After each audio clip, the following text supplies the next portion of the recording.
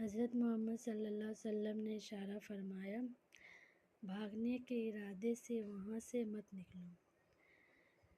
ہدایت، مزے، حفاظت، عدت اور سلامت ایمان کے لیے ہے، اس لیے وہ مریض سے بچے، اور وہ بھی ہر ایک کے لیے ہر حال کا حکم ہے جو حدیث شریف میں آیا ہے۔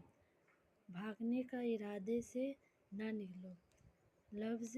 اس کی شریعت میں لکھا ہے کہ اگر وہاں سے بھاگیں گے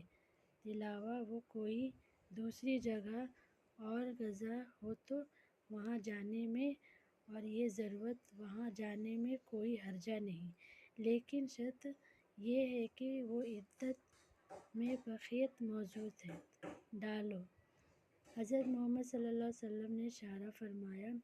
جو شخص وہاں سے شہر سے نکلا لیکن اس کا عدت یہ ہے کہ ہر ایک چیز کی تعمیر ہے، خدا کے حکم کے بغیر کچھ نہیں ہوتا، تو اس کو نکلنا اور وہاں جانے کی اجازت ہے،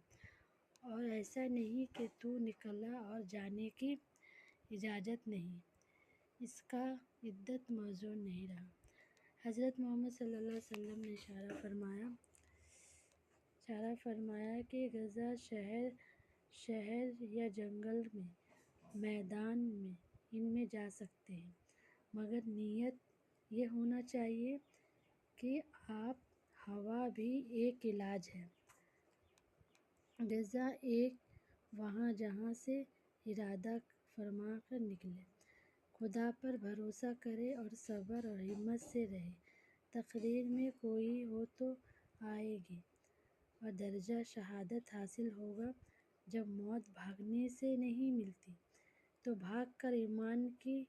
ایمان کیوں خراب کرے؟ ڈاکٹر حکم بعض مریض مانتے ہیں کہ اس کا اثر ثابت کرتے ہیں، ہم کو اس کی تعمیر ضرورت نہیں، مگر ان کو بھی ماننا چاہیے کہ ہماری خودکشی مشروع نہیں ہوتی، بلکہ خدا کی تقدیر سے ہوتا ہے، اس لیے حکم ہے خداوند کو کہ ذرہ برابر بھی اثر نہیں ہوتا۔ حضرت محمد صلی اللہ علیہ وسلم نے اشارہ فرمایا،